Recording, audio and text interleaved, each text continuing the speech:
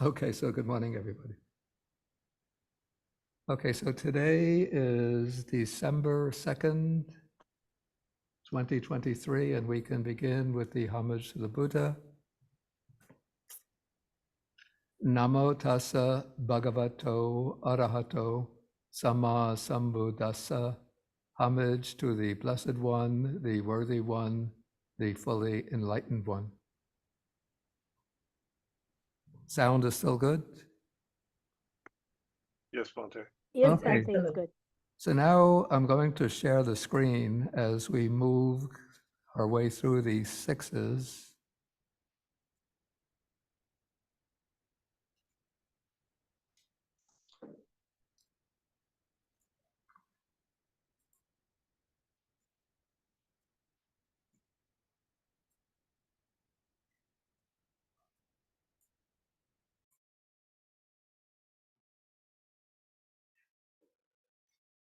Okay, so I announced in the email that was sent out, it said that we would be taking suttas number 11 and 12 today. These are suttas on the 6 principles of harmony and respect. But as I was reflecting on this particular teaching, I thought it would be good to take the teaching on the 6 principles of harmony and respect in conjunction with another sutta that I'll take first, which occurs a bit later in the Anguttara Nikaya. And this is a sutta on the 6 roots of dispute. And this is number 36. In the Anguttara Nikaya.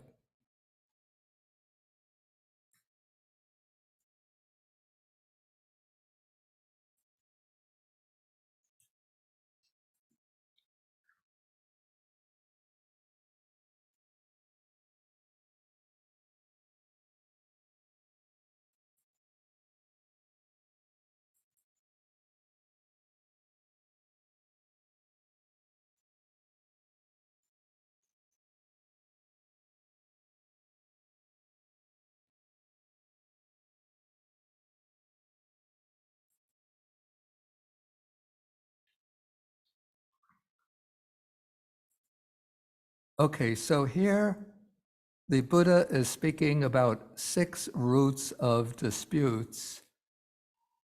And we find in the Majjhima Nikaya that the Buddha gave this discourse. He might have given it several times during the course of his career, but we see that in the Majjhima Nikaya, he gives this sutta in a period shortly preceding his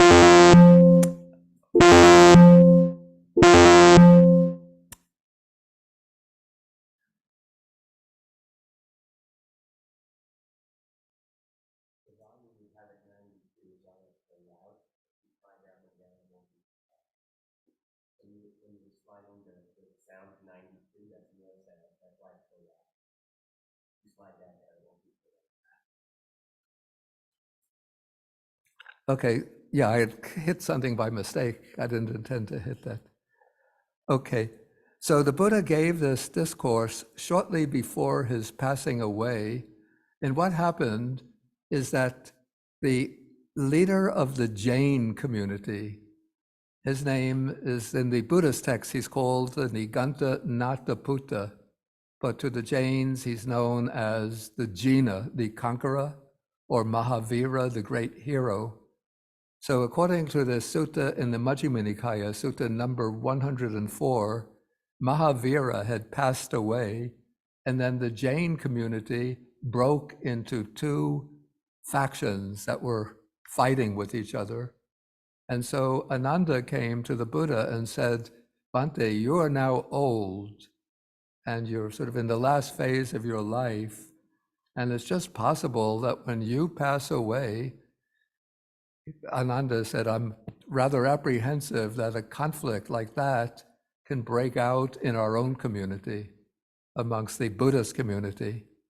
And so in order to forestall that possibility, the Buddha laid down this teaching on these 6 roots of disputes.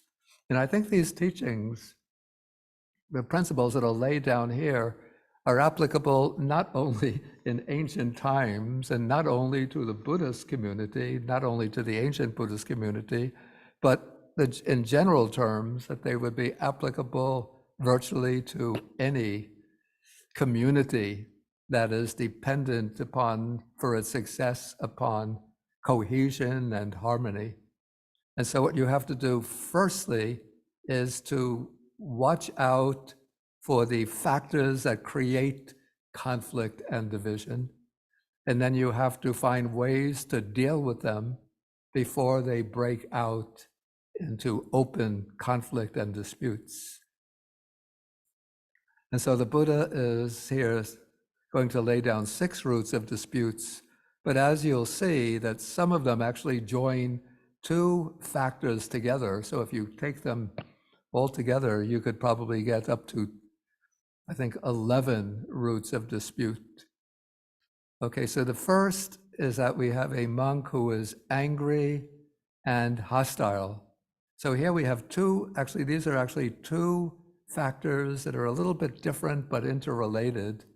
The initial stage is what is called anger, or kota is the Pali word.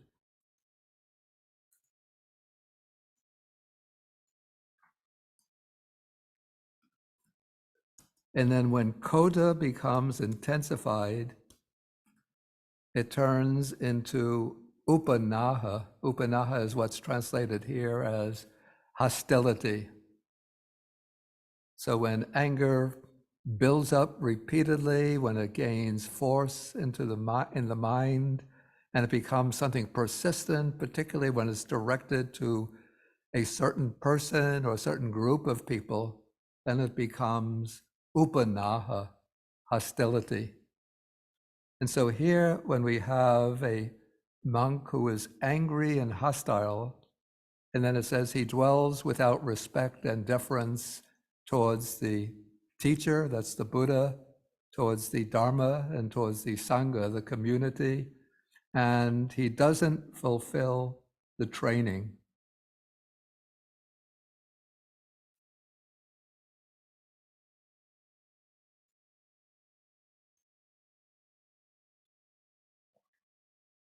And so it's a monk like this, one who is overcome by anger and hostility, that creates a dispute in the Sangha, and then that dispute will lead to the harm of many people, to the unhappiness of many people, to the ruin, harm, and suffering of deities and human beings. And it's interesting that the text includes devas as well, because it seems that the devas also oversee, the devas are the deities, particularly I would say the deities, the Dharma protecting deities, dwelling in the lower realms, who oversee the vitality of the Buddha's teaching. And so when there's a dispute, the devas, when there's harmony in the Sangha, the devas rejoice. And when there's a dispute in the Sangha, then the devas, even the devas, become upset, troubled in mind. Perhaps there's even conflict among the devas that I don't know from personal experience. But the point here is that the vitality, the health, the strength of the Buddha's sasana, the Buddha's teaching in the world, depends upon the harmony of the Sangha, especially the monastic community that has the responsibility for preserving and transmitting the Dharma. And so when a monk becomes angry and hostile, then they'll have a tendency to start blaming other monks, criticizing them, ascribing faults to them, and maybe subtly trying to win by cajoling them and flattering some, winning others to his side, and in that way creating a faction So that will lead to factional division. And when that occurs, then the Sangha starts to deteriorate. There's disputes and conflict, and people's trust in the Sangha and their trust in the Dharma is contingent upon seeing a harmonious Sangha. So it's said often in the text that people see the monks blending like milk and water, looking at each other with eyes of affection, with loving eyes. And when they see how the members of the Sangha are relating so harmoniously, then that generates trust and confidence and devotion towards the Sangha and towards the Dharma as the teaching proclaimed by the Sangha, and towards the Buddha as the one who is the source of that teaching. But if you see a community, monastic community, in which the monks are at odds with each other, and the suttas use a very poignant phrase. They say that when there's a conflict breaks out, they say that the monks are dwelling, wounding each other with the daggers of their tongues, the daggers of their mouth. So when that happens, then people's trust in the Sangha becomes shaken, and then they start to lose their trust in the Dharma and even in the Buddha. Or maybe they retain the trust in the Buddha and in the Dhamma, but they start to lose their appreciation and devotion towards the Sangha. And so in this way, a dispute in the Sangha leads to the harm of many people, because the ability of people to practice the Dharma, to have that faith in the teaching and to undertake the practice of the teaching depends on seeing a harmonious Sangha. And so in this way, eventually, when you have, and then people will start, if they see conflict in the Sangha, then they'll start spreading bad reports about the Sangha, saying, well, if we could expect conflicts amongst us, ordinary lay people, but these monks are fighting with each other, they're no better than we are. What is the value of their renunciation and undertaking the training? It's not helping them improve beyond our level. And this way, eventually, it leads to ruin, harm, and suffering of both devas and human beings. And then the Buddha gives we call this a two-pronged piece of advice.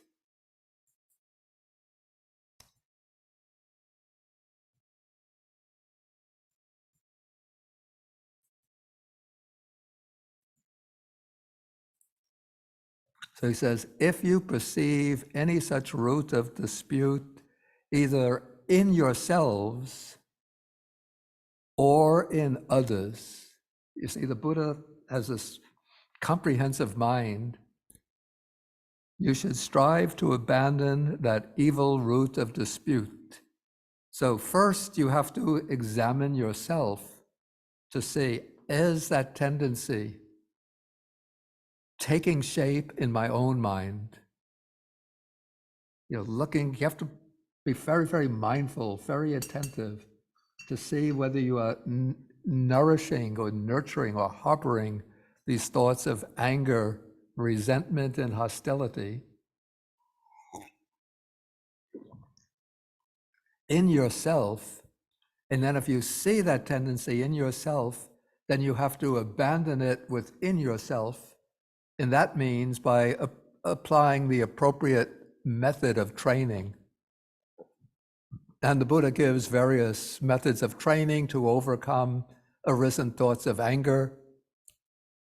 Some of the methods include developing loving kindness towards the people towards whom you're harboring this ill will and anger and resentment, or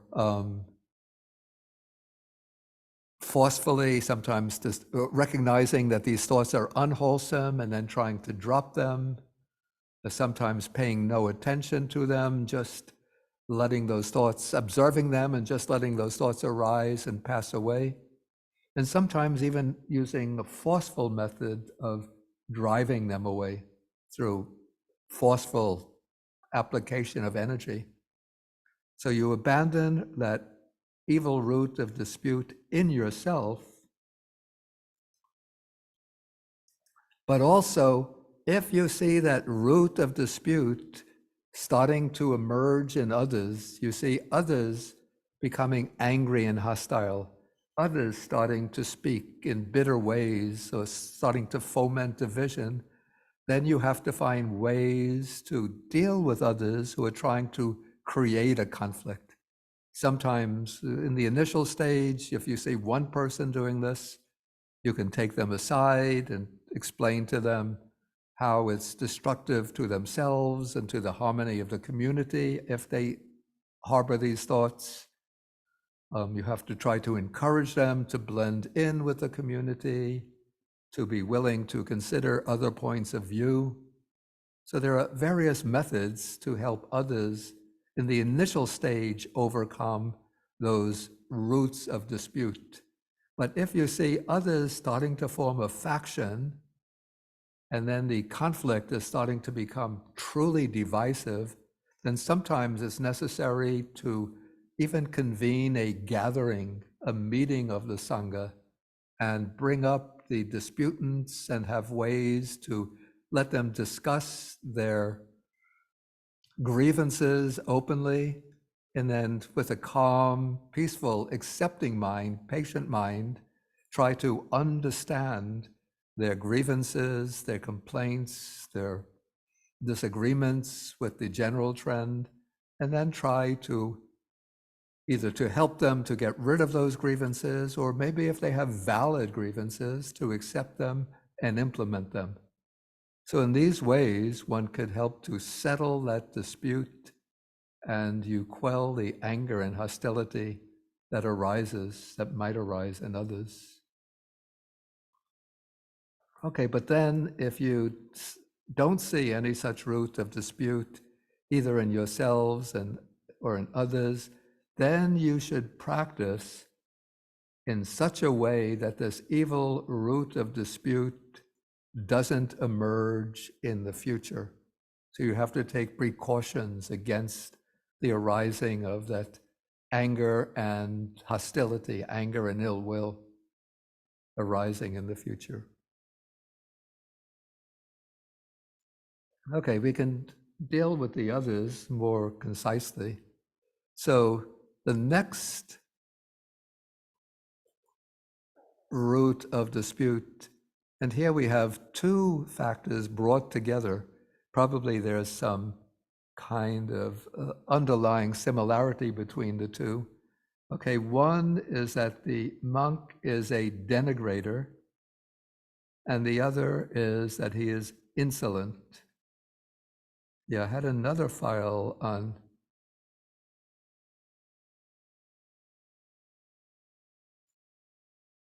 Let me just take these.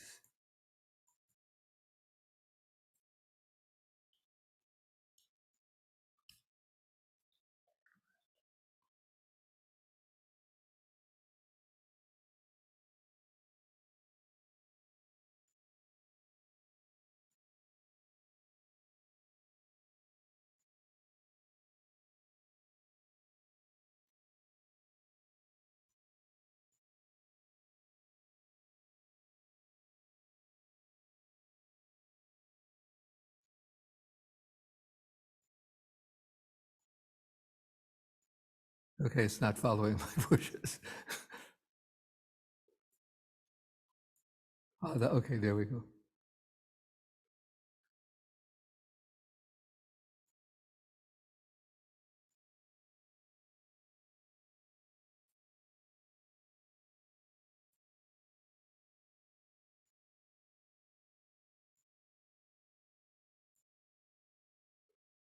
Okay, so I took the definition of these terms from one of the commentaries.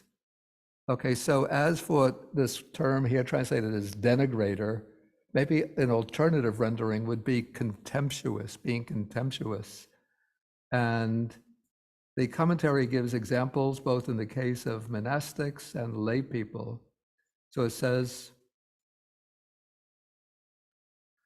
in regard that the meaning is that one disregards favors done towards oneself. So in the case of a layperson, if somebody is poor and then somebody out of compassion sets him up in a high position, later he disregards the favor done to him, thinking, what did he do for me? And then in the case of the monk, after one has become famous and respected, one disregards the instruction and guidance that one elders gave to one when you were a junior monk. Anyway, maybe this is too detailed. The general sense, mucky, is that the word literally means to smear.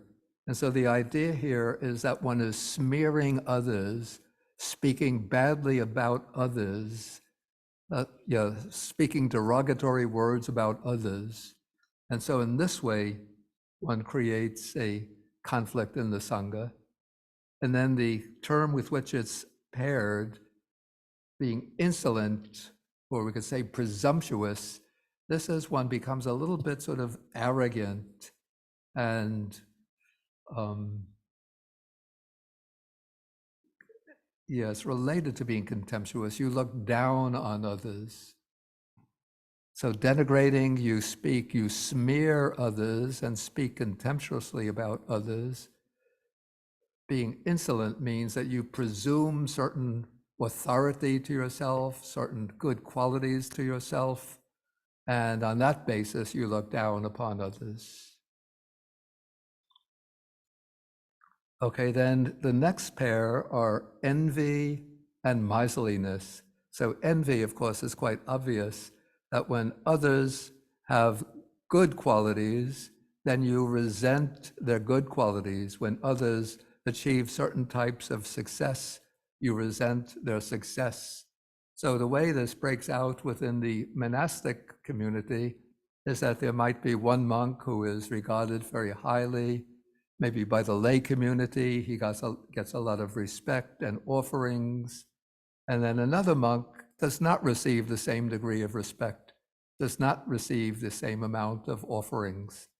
And so he looks over at the other monk, the one who's highly respected and venerated by the lay people, and then he becomes envious, and he doesn't only keep that envy within himself, but based on that envy, he might start spreading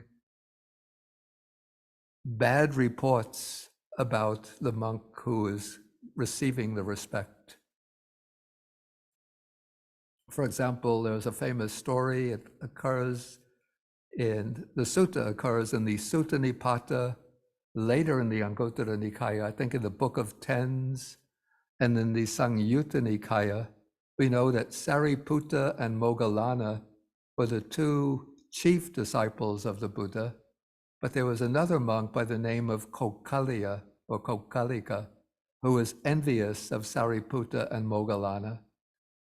And so he saw that the Buddha would usually when he's sitting down at an alms offering or when giving a discourse, the Buddha has Sariputta on his right hand, Moggallana on the left hand, and Kokkalaya is sitting way in the back, like a backbencher. And so Kokkalaya was envious of Sariputta and Moggallana. So when he found the opportunity, he came to the Buddha and said, Bhante, even though you think so highly of Sariputta and Moggallana, but I know that they are bad monks with evil intentions, that they're really ambitious, and they've been flattering you and trying to weasel their way into your favor, but I see their conduct behind your back, and I know they're bad, evil monks with evil intentions. Then the Buddha reproached Kokali and said, don't speak in that way. Don't speak in that way. Sariputta, Moggallana, they are the most wonderful monks. You should have respect for them. You should have friendly feelings to them. You should place yourself under their guidance and learn from them. But Kokaliya continued to slander Sariputta and Moggallana. And as a result, because Sariputta and Moggallana had such power of paramis and merits from past lives, and slandering these noble ones is such a heavy, bad karma, that what happened, according to the sutta, is that soon after, these kind of boils appeared on the body of Kokaliya, and the boils became larger and larger until they burst open and a kind of pus started to flow from them. And then Kokaliya got seriously ill and he passed away, and he was reborn in one of the lowest hell realms. And then also, of course, Devadatta was also another monk who became envious of the Buddha himself and tried to create a division in the Sangha by winning the allegiance of about 500, according to the suttas, 500 young monks. He won over to his side, and he split from the Buddha and tried to establish his own Sangha with himself in the position of teacher. Okay, so there's envy as a ground of conflict, and then there's miserliness. You might think that the monks don't accumulate material wealth, but actually monks get offerings of robes, invitations to homes for alms offering, dwelling places, and various other requisites. And so some monk might be miserly in that he keeps all of these items to himself.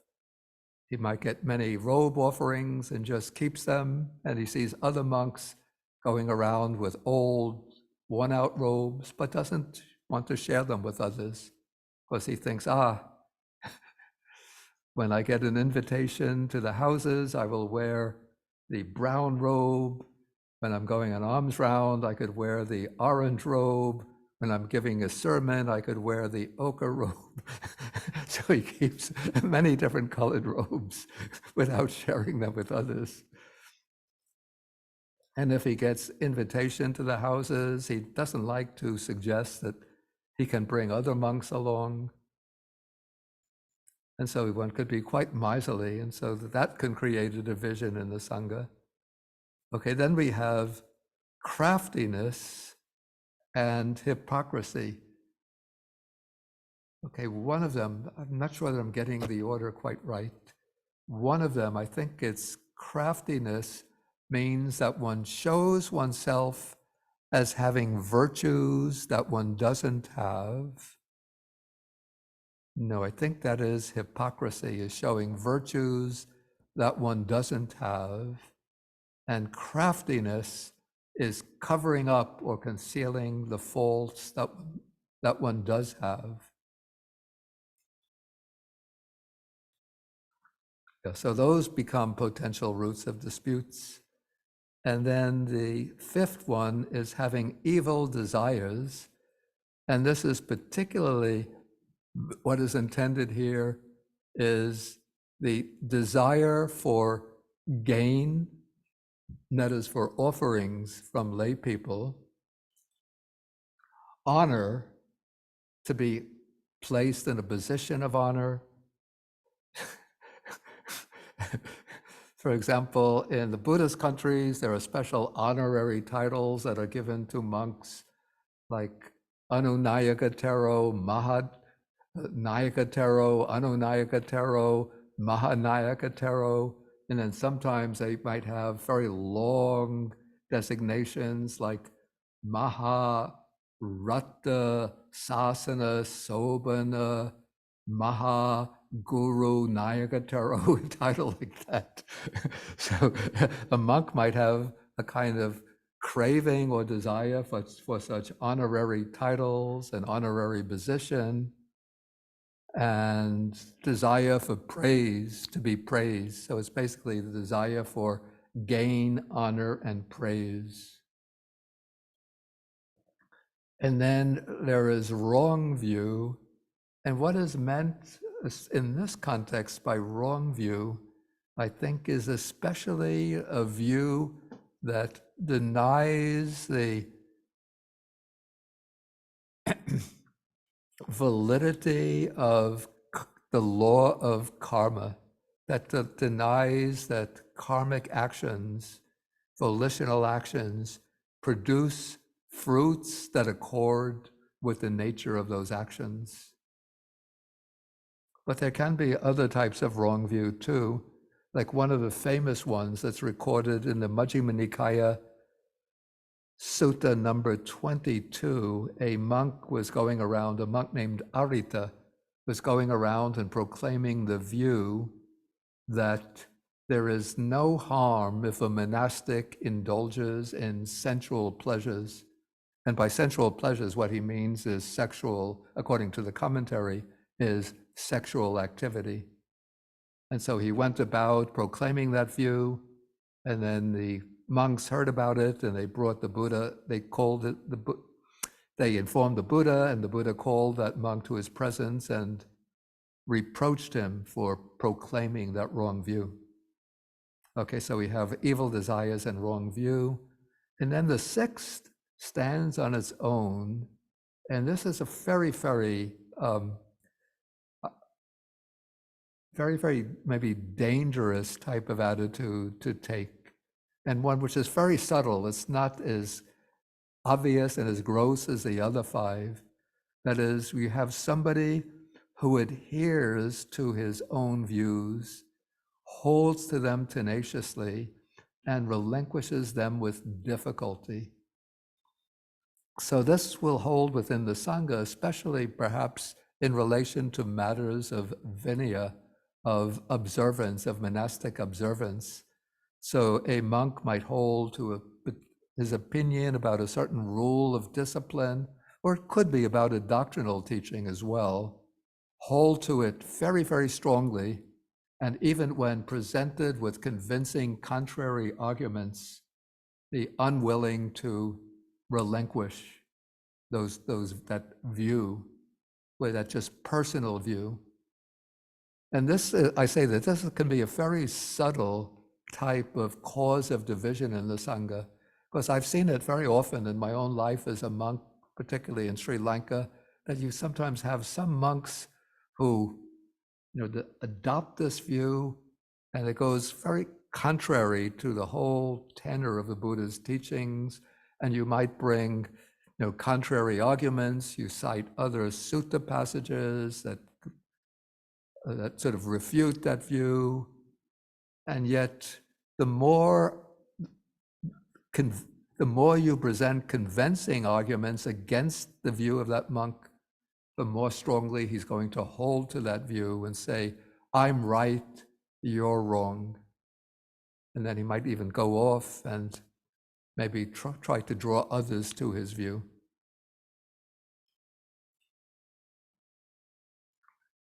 Okay, so those are the 6 roots of disputes, and then the rest of the sutta continues in the same way.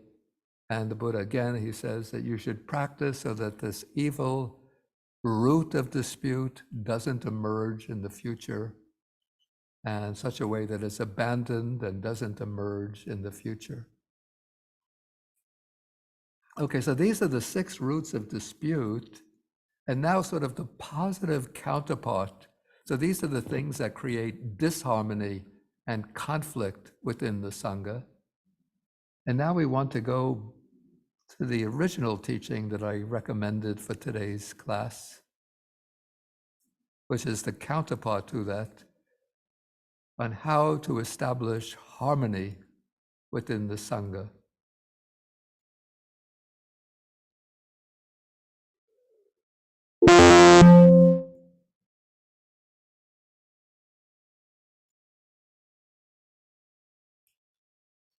Yeah, there are 2 suttas which are almost identical. First is number 11, which just lays out 6 principles of cordiality. But then sutta number 12 lays out the same 6 principles, but here it describes them more fully. It calls them the 6 principles of cordiality, that create affection and respect and conduce to cohesiveness, non-dispute, concord, and unity. You know, we have these 6 principles also in the Chinese tradition. Liu, He, Fa. Is that correct? Yeah, I'm sure it's correct. Yeah, so He is harmony. Yeah, so I put the Pali for these descriptive terms here. So saraniya is taken to be cordiality, that which leads to good feeling, to mutual delighting amongst the members of the community. And then affection, piya is affection, and garu is respect. And then we have this word sangaha. Sangaha, the literal sense is holding together, bringing together, holding together, creating solidarity. And here it's cohesion, cohesiveness. And then we have avoiding disputes, non-dispute. In the other sutta, we have the 6 roots of vivadamula, the 6 roots of dispute. Here, the principles that lead to non-dispute. Then we have samagi. Samagi is concord, or we could say harmony. And ekibhava, this is the state of oneness or unity. So those are the 6 principles, or these are the 6 principles of cordiality. And in my view, they can be, with suitable modifications, they apply not only to a monastic community, but they can apply to any community.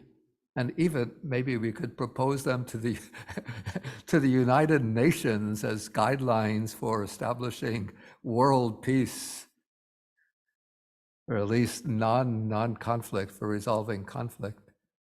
And so, but the Buddha is going to explain them in terms of monastic life. So he says the first one, the monk maintains bodily acts of loving kindness towards his fellow monks, both openly and privately. So that is the first. So what would be some examples of bodily acts of loving kindness? And also, before we come into the examples, I want to point out here that the word being translated as loving kindness is the word metta. So I think it's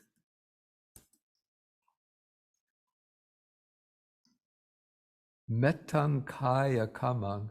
So the word metta, which we usually think of as a quality that, or a state that we develop in meditation, is being used here as a noun, I'm sorry, as an adjective to describe a kind of action. In this case, it's bodily action.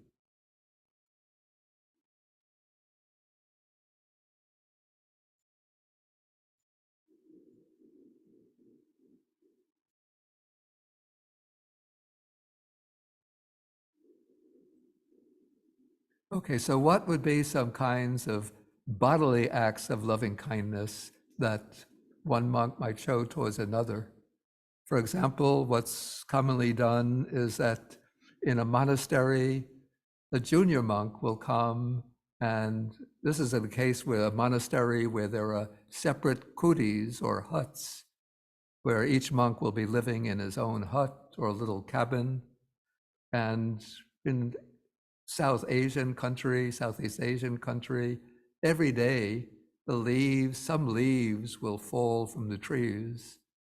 The climate there is somewhat different from here in, say, North America, where the leaves remain on the trees throughout the spring and the summer, and then they start to fall only in late summer and in the autumn.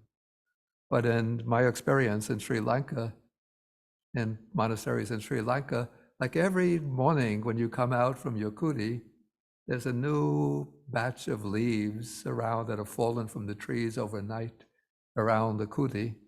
And so the junior monk will come to the kuti of a senior monk and then sweep the leaves around the kuti. So that would be a bodily act of loving kindness. If he comes and says to the elder, "May I sweep your kuti, Venerable?" that would be doing it openly, or if he makes himself known by sweeping out the window, it might be openly. But maybe it could be that the senior monk goes for his breakfast and takes a little walk after breakfast. Then he comes back thinking, when I get back after breakfast, I'll sweep the leaves around my kuti. But he gets back and he sees the leaves have all been swept.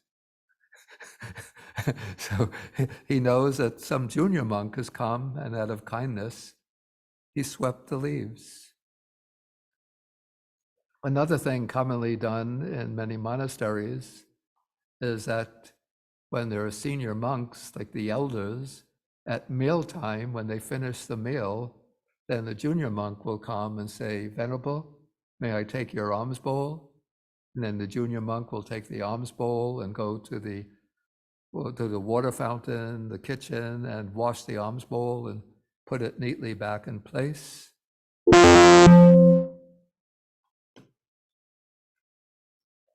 And also, lay people can show bodily acts of loving kindness towards monastics in various ways. For example, I have a little group here at the monastery. Usually every couple of weeks, they come to my room at Taishu Hall and they will vacuum the carpets of the floor, clean up the cups, the tables, change the sheets, the bedding, and sometimes even wash the bedding. So those, we could say, are bodily acts of loving kindness.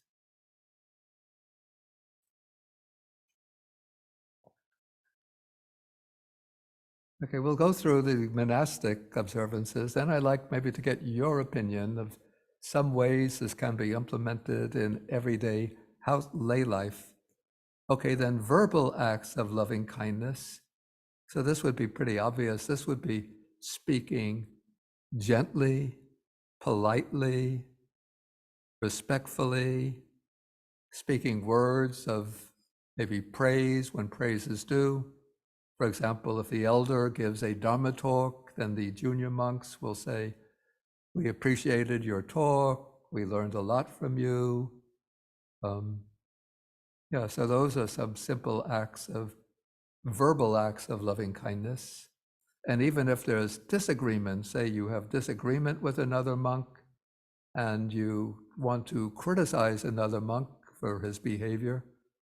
So it doesn't mean that you always have to praise and speak gently and politely, that you speak gently and in obvious cordial ways to the other monk.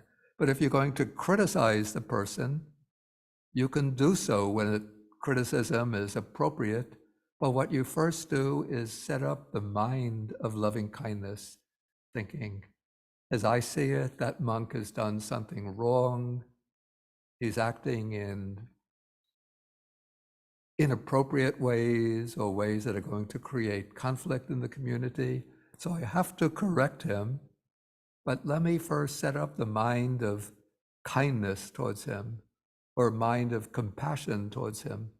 So you bring up that state of mind, and then once you have the metta and the karuna established in the mind, then you can speak. And when you speak, you're not speaking impulsively. You're not speaking with an angry tone. You could speak forcefully if it's necessary, but you know that you have the well-being of that person and the well-being of the community in mind.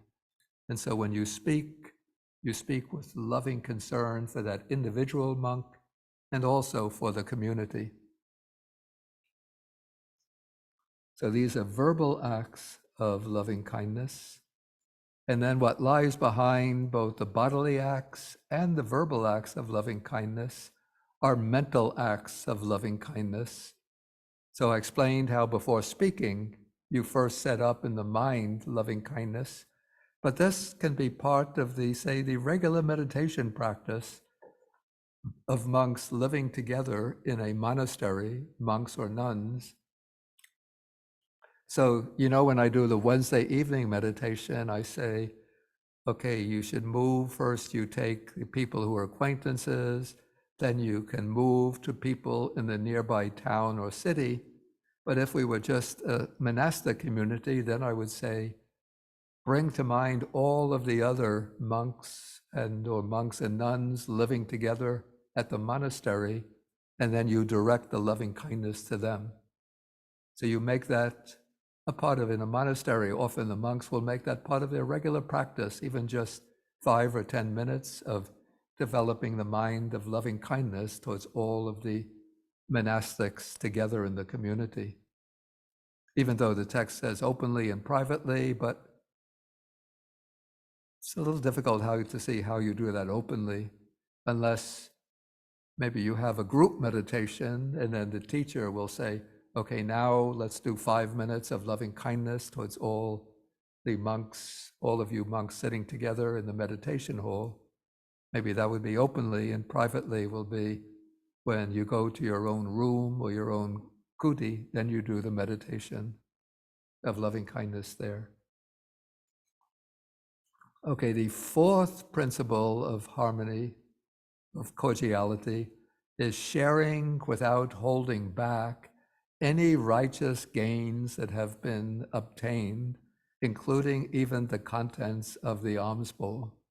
So this, we could say, is the antidote to, remember, one of the roots of dispute is miserliness, just keeping things to oneself.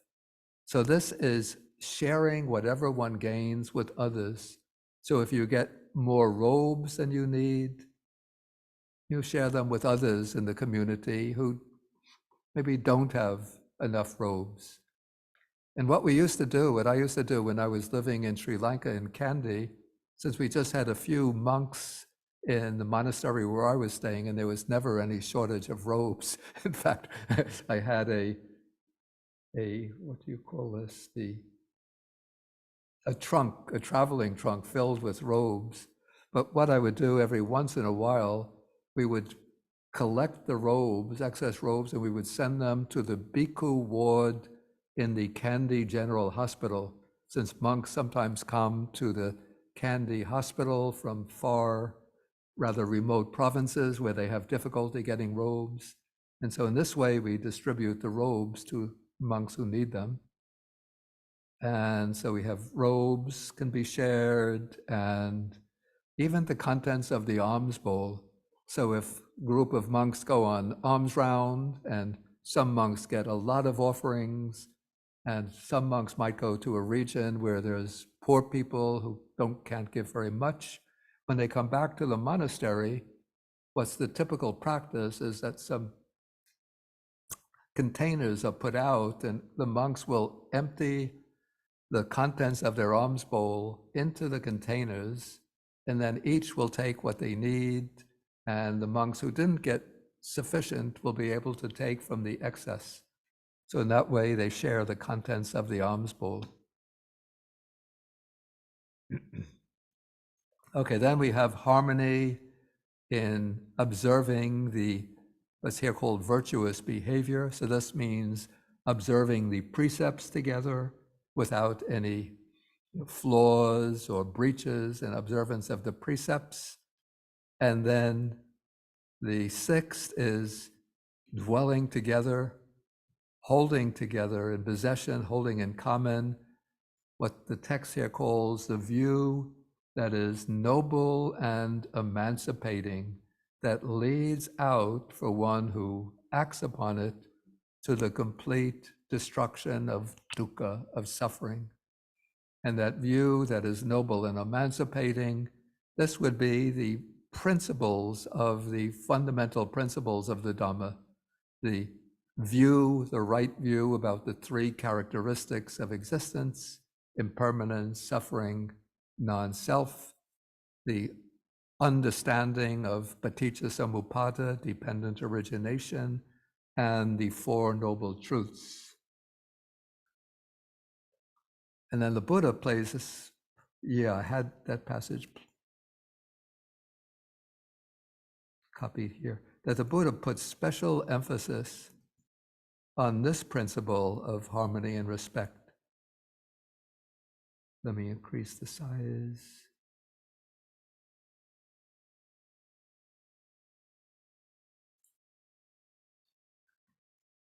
I don't know if you can read it, but I will read it out loud. Yeah, so this is in the Majjhima Nikaya Middle Length Discourses, Sutta number 48.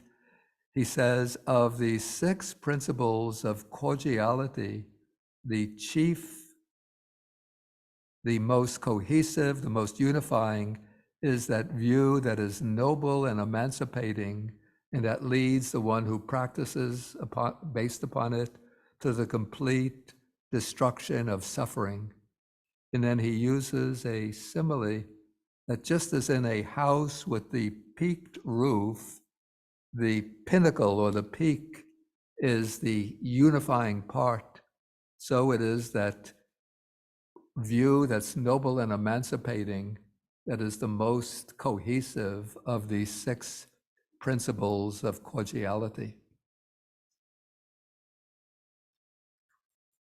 Okay, so that will do for my presentation this morning. And maybe I'd like to hear from you some ideas in day-to-day life. How do you practice bodily acts of loving kindness? Either openly or in secret, towards people in your family, community. Okay, Gita?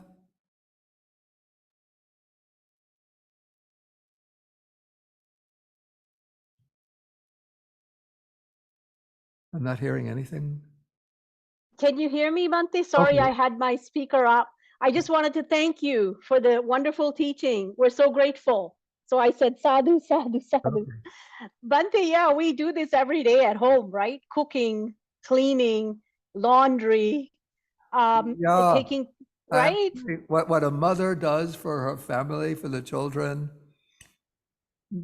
Of course, she has to do it with a mind of loving kindness. If she is Yes. cleaning up for the husband, why doesn't he ever do his own dishes? Why can't he make his own bed? Yes, Bhante, even He when they went away to university, we do lots of work for the kids.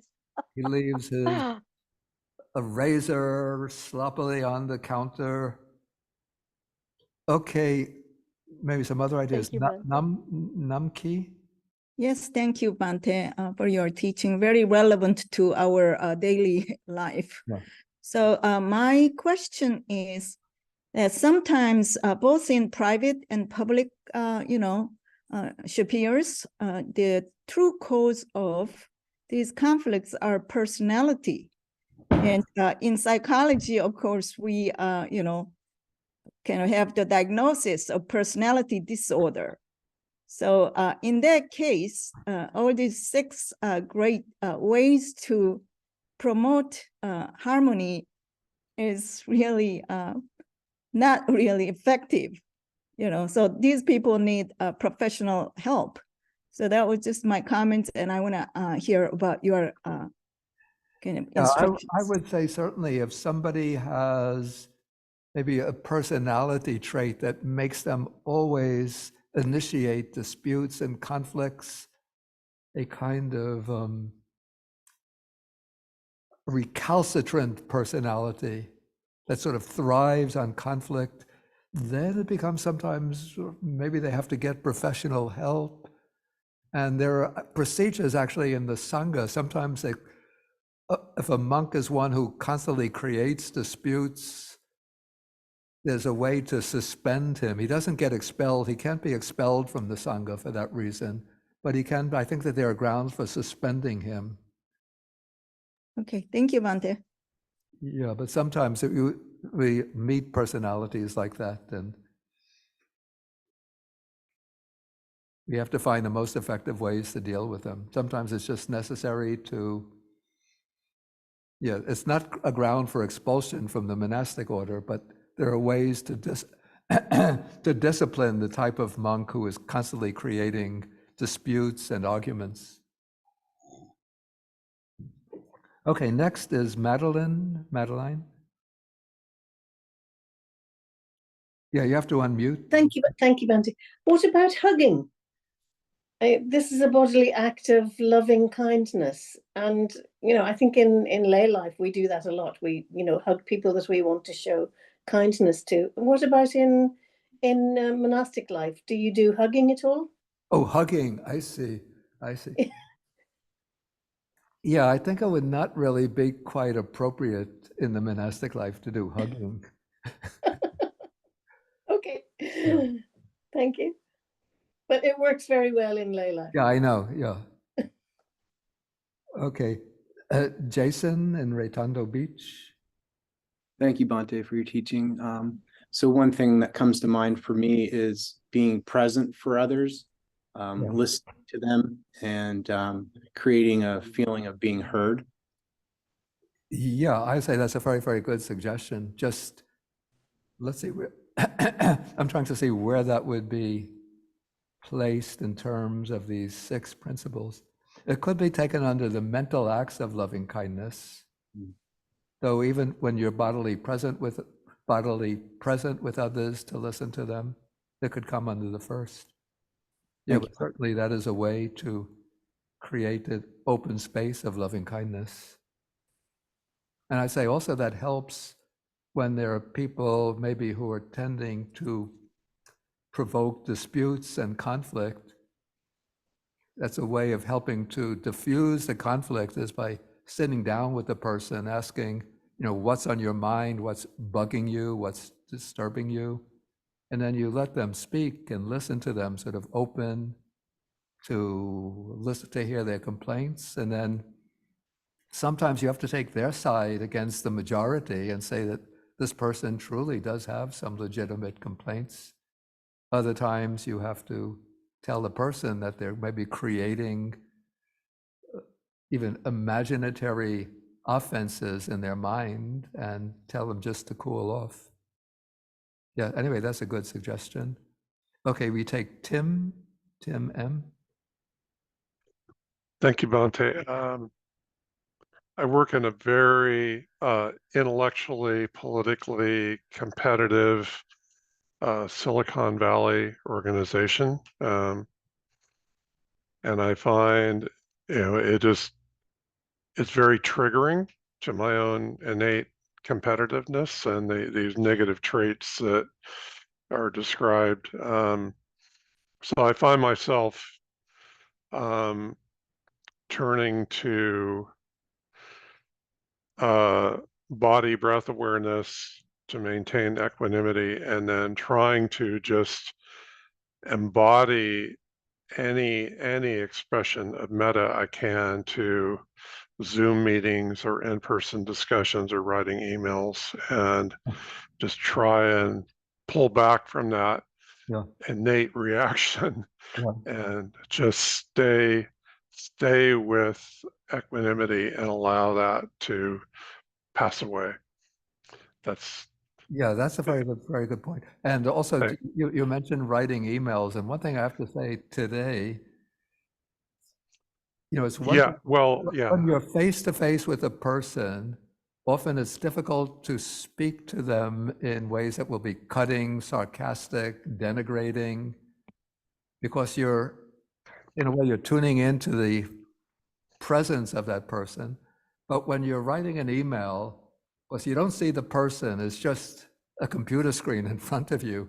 You can sometimes write a lot of very rude, crude, rough, denigrating words, and then in a split second, you hit the send button, and then you think, oh no, what did I do? Well, Bhante, what I find is that even without saying anything denigrating or offensive, it's really easy to inadvertently put a very cold tone into the email, just by speaking about facts. And because it's email and they don't see my expressions, people attribute qualities to it. So that's a certain kind of an art, to write an email that embodies that kind of neutrality and equanimity without expressing it in a cold way. It's very difficult to do. That's an art in itself. Yeah, it just occurred to me that one technique that might help with that is that when you are writing the email, just for a split second or so, you visualize the face of that person if you know the person. So you visualize their face. If you don't know the person, personally, still you could visualize momentarily a human face. And once you have the sense of the face of a person, then it's hard to be as either cutting or as cold as you would be if you're just thinking in terms of a computer screen. Okay, I have to take some more. Yeah, Thank you, Bhante. a few more. Yeah, we just have about 4 more minutes. So let's take Samangi. Yes, Bhante, thank you. I have a question whether it is, say, I who do it or I don't really, but or somebody else is be praising, but yeah, it's not truthful, and praising to kind of how do I say get a good reaction from you, but really it's not a praise, so to speak. How do you think about that? Is that a good thing, or their motivation is actually a bad thing? So if somebody else is praising you, or if I'm praising someone else, we should be motivation should be to really do something good. So if you're lying just to praise, that is not the same, is it? And how do you handle that kind of thing in context of this? Yeah, I'm not quite sure that I understand the situation you're describing. Yeah, let me move on. I have to take, because I just have a couple of minutes.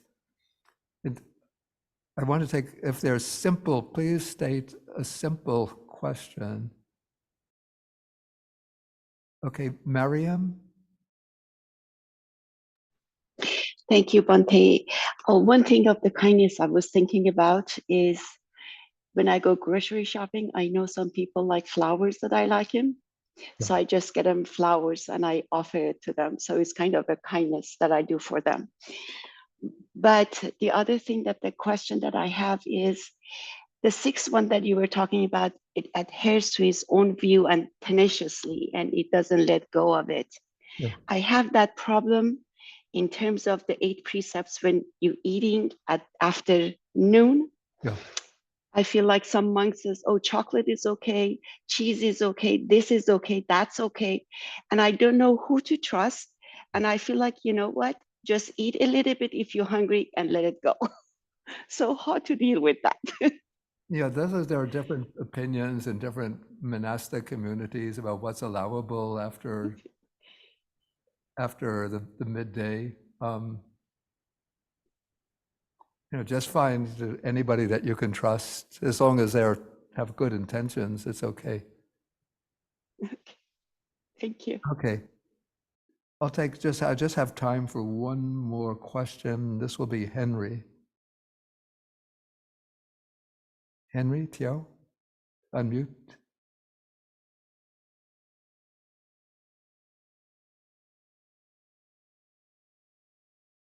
Okay, I'm not seeing unmuted, so I'll have to move on to Chris Taus. Thank you, Bhante. Appreciate that. And I don't have a question. I just want to make a very quick comment that okay.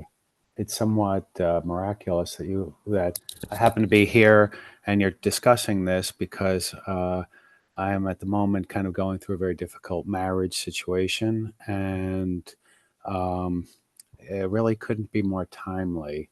So I really just want to say a very great sense of gratefulness. And that's it. Thank you. Okay, thank you.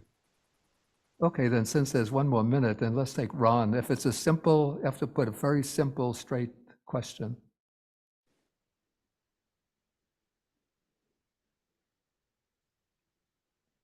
So I don't see Ron asking a question. Oh, yeah, sorry. My microphone is muted. Okay, but That's let me another go, question. wait, Henry was ahead, so now Oh. he's muted. So let's take Henry's question. Oh, yes, Bhante, thank you very much for bringing up this very important topic on disputes. One way of dealing with this situation, I find, is to, before you react to somebody's actions or situation, is to first visualize the conditions and situation that particular person is in before you react to their actions and get a better understanding of where he or she is coming from and deal with it appropriately.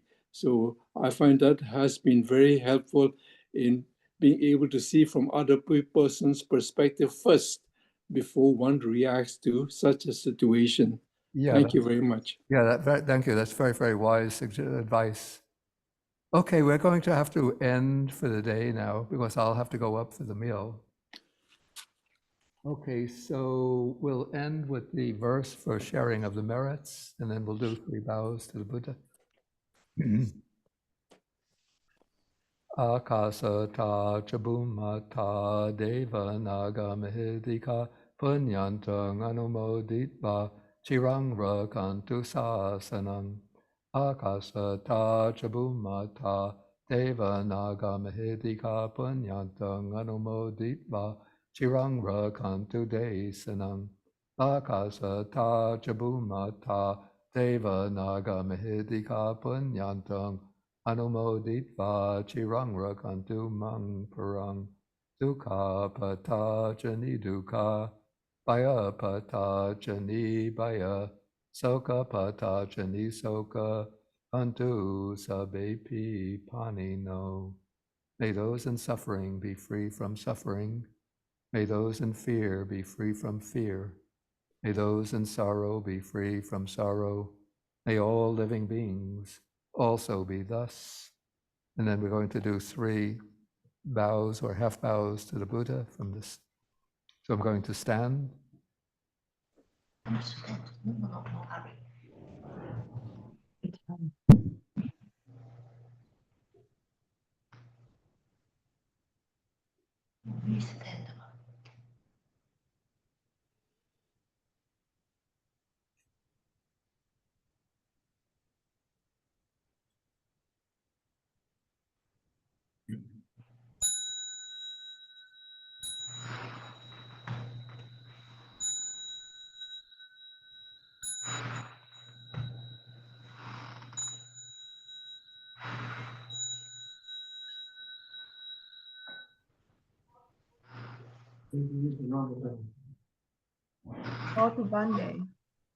And a bow to Bhante, yes. Thank you, Bhante. Okay, so Sadhu, thank you sadhu, all. sadhu. Thank you, Thank you. Thank you, Bhante. Bhante, enjoy your Thank you, meal. Bhante. Enjoy your meal, Bhante. Good to have you, Thank you, Bhante. Thank Thank you, Bhante. Bhante. Have a Thank you, great week. Enjoy your meal. Be safe, Thank you, healthy, Bhante. happy. Thank Thank you, Bhante. Oh, boy. Teruvan Sarnai, Namo Buddhaya. Thank you all for joining. Bhante. Thank Wish you, See you on Bhante. Wednesday. to have you, Bhante. Okay. Bhante. Thank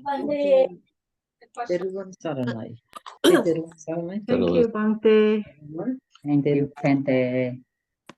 Thank you, Bhante. Okay, so I'm going to have to close the program down now. Thank you. Okay, take care. Yeah, take care.